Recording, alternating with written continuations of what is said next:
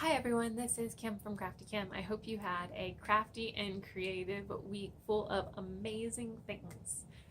I had a wonderful week and I did a bunch of different creative things, and I am here today to talk to you about some of my research that I did for my story. I finally have my working title for my story. It's called The Lands Beyond instead of just Bryn and Brand's story.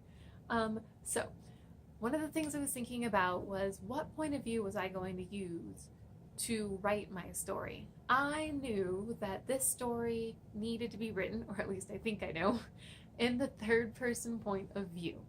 So I started doing some research on third person.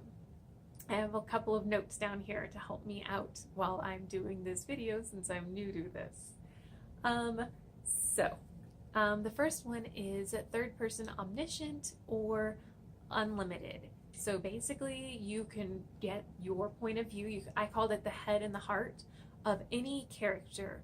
So some of the books that really come to mind with this point of view are The Hobbit and His Dark Materials by Philip Pullman. I felt really did this one a lot, as well as one of my current favorites right now, the Septimus Heap series. I felt like that one was definitely most of it was told through Septimus's point of view, but there was also a lot of kind of thinking about it from the princesses and Beetle's point of view. Two great characters. If you want to know more, go out and read the book. It is on, all of the books are on my either to be read or currently reading or already read list on Goodreads.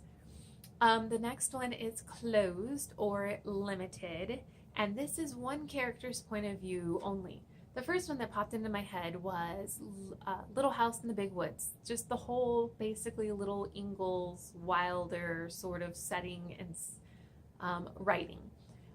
So you are in the head of one character.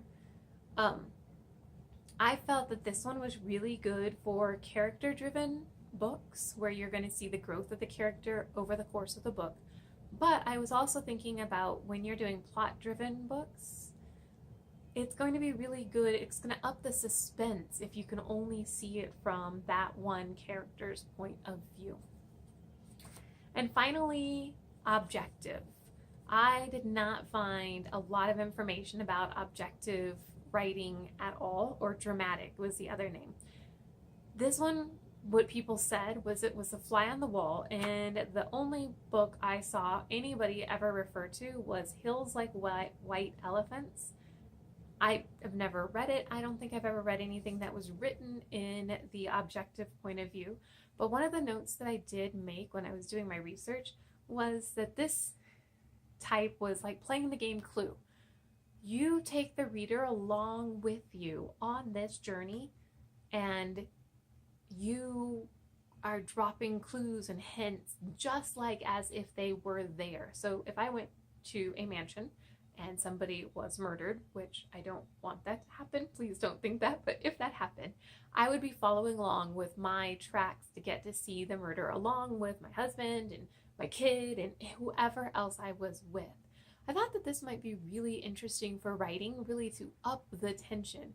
We don't know what's in anybody's head, thus me, the nice lady who's a teacher and all this other really cool stuff, could be the murderer. You won't know because you're not in my head. So I found that really interesting. Well, I hope that this helps one of you crafty, creative people out there. I know that I really enjoyed looking up the different points of view. What I found for my novel, though, is that I will not be just writing in the third person limited, which is kind of what I decided on. But I do want to try multiple points of view because I do have the two main characters, the male Bran and the female Bryn, and I kind of want to definitely get their voices out. I don't know. Who knows? We'll see what I end up doing. So wish me luck. On that note, I hope you have a wonderful week. Don't forget to like, subscribe, and comment. Thanks. Bye.